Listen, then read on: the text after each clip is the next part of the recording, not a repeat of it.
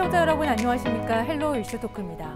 헬로 이슈 토크에서는 총선 당선인을 모시고 앞으로의 의정활동 계획 그리고 지역 유권자들에게 약속한 주요 공약에 대한 실천 방안을 들어보는 시간 준비했습니다.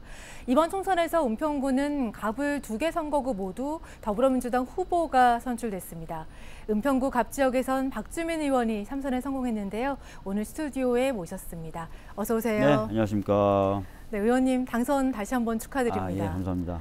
네, 이번 선거 3선 도전이니만큼 좀 남다를 것 같은데요. 당선 소감 말씀해 주시죠.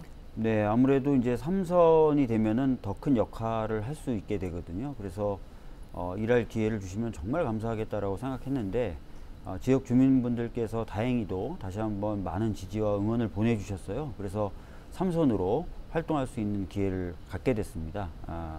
보내주신 지지와 성원에 대해서 꼭 성과로 보답하는 그런 의정활동 펼치겠다는 말씀 드리겠습니다. 네, 저희가 선거 기간 내내 옆에서 봤을 때는 그 어느 때보다 선거운동을 열심히 하신 것 열심히 같은데 했습니다. 예. 역시나 그래도 이변은 없었다. 이번에 득표율이 60%가 넘습니다. 네. 그 은평 주민들 8만여 명이 넘는 유권자들이 이제 지지를 해주셨는데 네. 이유가 뭐라고 보십니까? 아무래도 그동안 이제 의정활동에 대한 평가가 좀 있을 것 같고요. 두 번째는 그동안의 그 경험을 바탕으로 뭔가 일을 할 수 있을 것이다 라는 기대도 해주셨던 것 같습니다. 그리고 전체적으로 봤을 때는 아무래도 최근에 윤석열 정부에 대한 비판적인 평가 이런 것도 있었던 것 같습니다. 이번 선거 민주당의 압승이라고 할 수 있잖아요. 네네. 그 이번 민심을 좀 어떻게 받아들이고 있는지 좀 궁금합니다. 최근에도 그렇고 네. 선거 무렵에도 그렇고 그 전에도 그랬는데요. 정말 시장이라든지 상점 가보면 힘들다는 말씀들밖에 안 하시거든요. 그래서 민생과 경제에 대해서 보다 많은 노력을 기울여야 되겠다라는 생각을 가지고 있고요. 또 그러면서도 또 국민분들께서 뭔가 좀 부조리하거나 불합리한 부분들을 바로 잡아달라고 요구하시는 부분도 있어요. 예를 들어서 최수근 해병 사망 사건 같은 경우 아직도 제대로 수사나 조사가 안 되고 있다든지 이런 부분들 좀 바로 잡아달라고 하시는 요청들이 있어서 그런 부분들도 또 역시 힘을 기울여야 된다고 생각하고 있습니다. 얼마 전 세월호 참사 10주기였습니다. 네. 그날 지역에서 관련 포럼도 열고 또 의원께서도 참석하신 걸로 알고 있는데요. 좀 관련해서 좀 하고 싶은 얘기가 있다면. 네. 사실 이제 세월호 참사 이후에 사회가 많이 바뀌어야 된다라고 많은 분들이 생각을 하셨고 또 그런 어떤 국민적인 열망에 힘입어서 진상 규명을 위한 그리고 제도 개선을 위한 기구들도 연달아 3개 정도 만들어졌었죠. 그래서 많은 것들을 밝혀내는 한편 제도 개선에 관련된 권고나 입법 작용들도 일어났었습니다. 그런데 또 안타깝게 그 12구 이태원 참사라는 좀 약간 어떻게 보면 어이없기도 하고 황당한 그런 일로 정말 아름답고 정말 아까운 생명들이 많이 또 희생이 되셨어요. 그거 말고 그렇죠. 오송 참사도 있었고 그렇죠. 그래서 아직 우리가 기대하는 만큼 안전사회를 위한 시스템이 정착되지 않았구나라는 느낌을 많이 갖고 있었거든요. 그래서 이번 10주기를 통해서 그리고 22대 총선 결과를 통해서 이런 안전사회를 위한 국민적 열망도 확인한 만큼 22대 국회에서는 조금 더 그런 안전을 위한 시스템이 구축될 수 있는 입법 활동도 해야 되겠다 이렇게 생각하고 있습니다. 네. 그리고 이번에는 좀 지역 이야기를 좀 해보도록 하겠습니다. 이번 선거 기간 주요 공약으로 내세우셨던 게 이제 권역별 경제 활성화 계획인데요. 그 중에서도 수색 증상 권역, 이제 상업시설 유치 계획 좀 자세히 들어보고 싶습니다. 네, 뭐 선거 끝나고 얼마 지나지 않았고 아직 이제 새로운 국회가 시작되지 않아서 본격적으로 관련 기관들과의 어떤 면담이나 이런 것들은 진행하지 못하고 있는 상황인데요. 22대 국회가 개원하면 아주 신속하게 관련된 기관들과 현황을 확인하고 또 추진을 좀 더 신속하게 할 수 있는 여러 회의들을 잡으려고 기획하고 있습니다. 물론 그 전에도 할 수 있는 것들을 하기 위해서 차량기 이전 관련돼서는 관련된 부처와 5월 초에 만나는 것으로 면담을 잡아놓기도 했습니다. 그래서 차질 없이 모든 일들이 진행될 수 있도록 하겠다라는 말씀을 다시 한번 드리겠습니다. 네. 그리고 교통 관련해서는 신사고개역 신설, 이제 고양 은평선 그 문제가 좀 뜨겁고 현재도 진행 중인데요. 좀 어떻게 가능하다고 보시는지. 두 가지 부분에서 저희가 애쓰겠다고 말씀을 드렸습니다. 지금 표정속도 문제 때문에 신사고개역 설치가 좀 어렵다라는 경기도의 입장이 있는 건데요.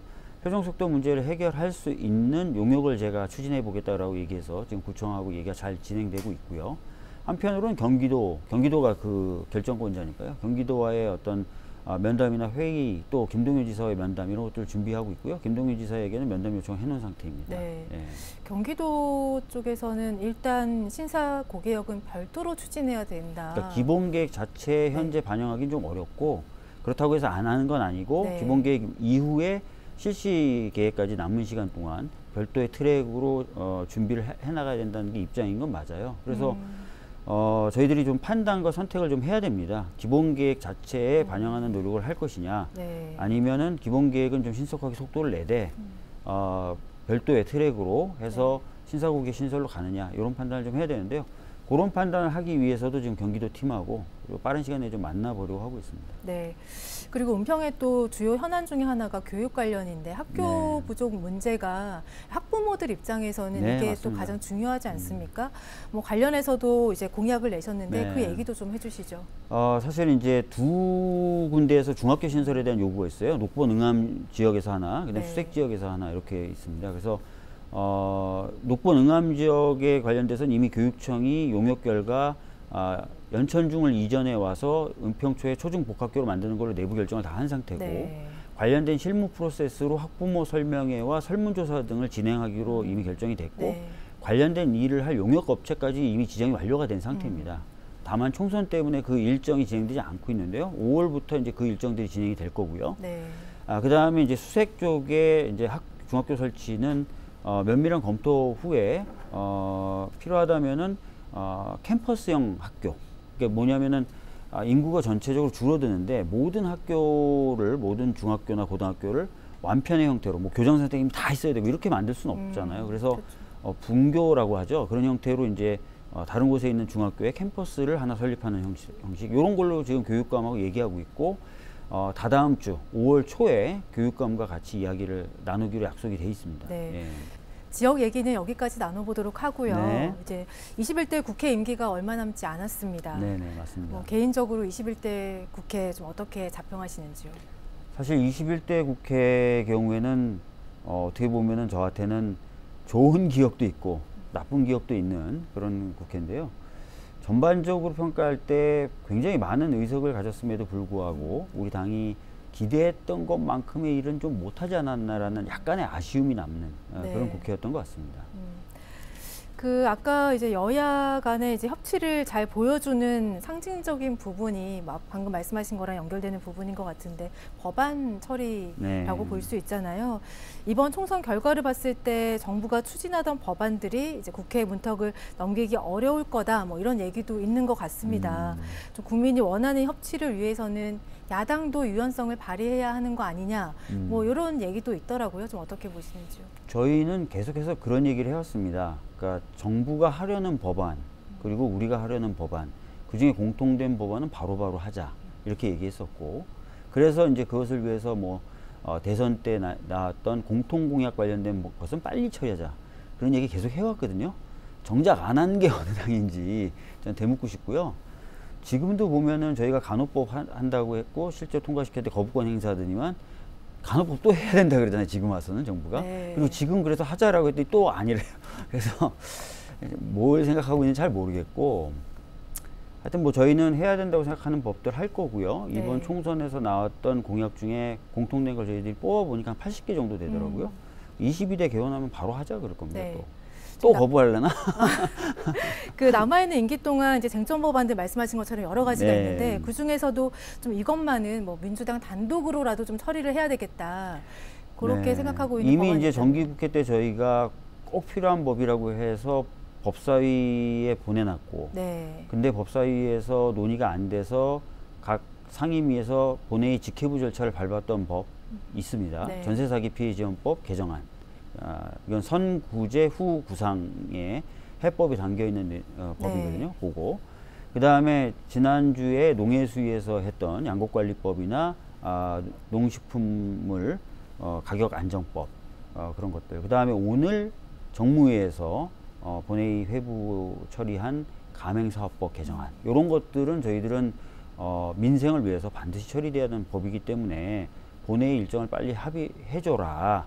본회의에서 처리하자 이런 입장입니다. 네.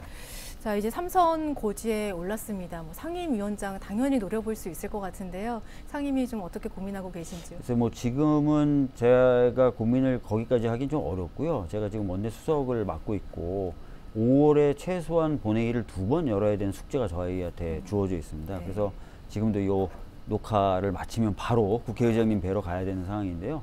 일단 그거 해놓고 좀 고민을 더 해보도록 하겠습니다. 네. 마지막으로 지지해준 유권자분들에게 하고 싶은 말씀 해주시죠. 예, 아까도 말씀드렸지만 다시 한번 일할 수 있는 기회를 주셔서 정말 감사하다는 말씀 드리겠습니다. 그리고 선거 기간에 저에게 주셨던 많은 말씀이 있습니다. 뭐 지역 현안부터 시작해서 국정 운영에 관련된 이야기까지 정말 많은 말씀 주셨는데요. 하나하나 잊지 않고 다 기억하고 또 그 말씀 따라서 일할 수 있는 그런 국회의원 되도록 하겠습니다. 정말 감사합니다. 네, 의원님 오늘 이렇게 나와주셔서 감사합니다. 네, 감사합니다. 헬로 이슈토크 오늘은 은평구가 박주민 의원과 함께했습니다. 시청해주신 여러분 고맙습니다.